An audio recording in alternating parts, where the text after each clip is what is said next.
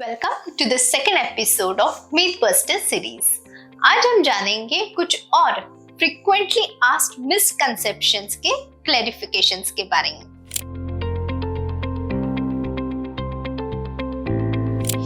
Hello friends, मैं doctor समिधा दलवी, आपकी fertility friend, medical director and chief IVF specialist at Pune IVF fertility centre and research institute.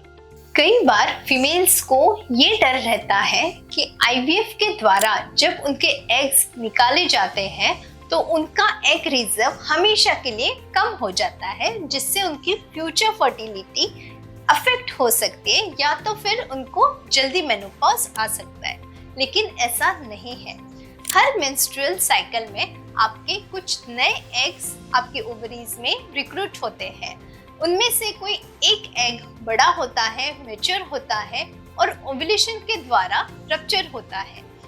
जो बाकी के eggs हैं जो मैच्योर नहीं हुए हैं, वो भी एग्स उसी साइकिल के साथ खत्म हो जाते हैं और नई मेंस्ट्रुअल साइकिल के साथ फिर से नए एग्स आते हैं।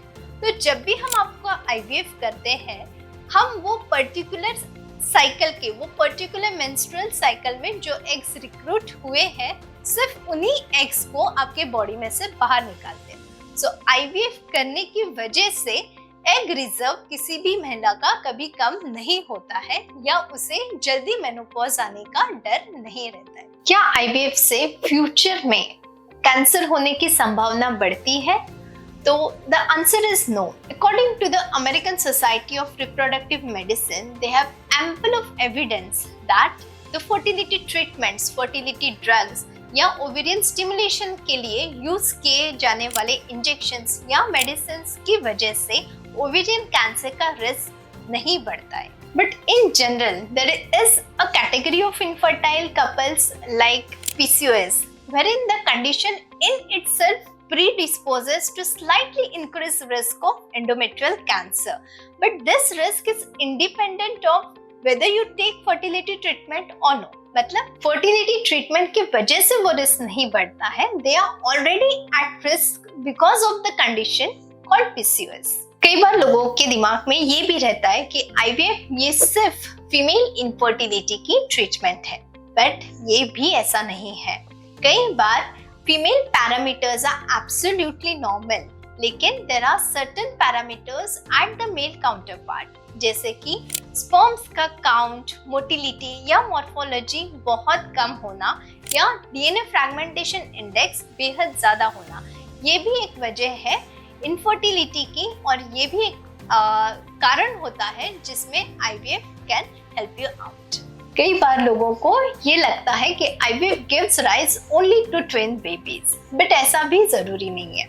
कई बार एम्ब्रियो ट्रांसफर के दौरान दो एम्ब्रियोज ट्रांसफर किए जाते हैं। अगर ये दोनों एम्ब्रियोज इम्प्लांट कर गए तो कपल को ट्विंस होने के चांसेस होते हैं। लेकिन अगर आप डेलिबरेटली ट्विन कंसेप्शन नहीं चाहते हैं तो the doctor can transfer a single embryo as well. Single embryo से the chance of you having twin pregnancy reduces drastically.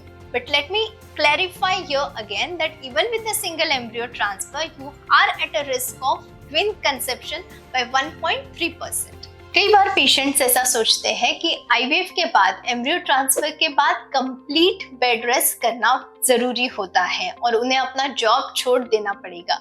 सो ऐसा भी जरूरी नहीं है। कई बार हमारे पास जो पेशेंट्स आते हैं वो दूसरे शहर से भी आते हैं। उनका प्रोसीजर होने के बाद they can travel the same day back to that town. Even some patients, after the procedure being done, they go back to their workplace and join their work immediately too. Trust me, these things does not affect the chances of implantation at all. Bed rest IVF के बाद या embryo transfer के बाद बिल्कुल भी जरूरी नहीं होती है। आप अपना घर का हल्का फुल्का काम कर सकते हो। आपको जॉब छोड़ने की बिल्कुल भी जरूरत नहीं है। अगर आप डेस्क वर्क करते हो तो आप you can join the next day or even the same day after the procedure is being done.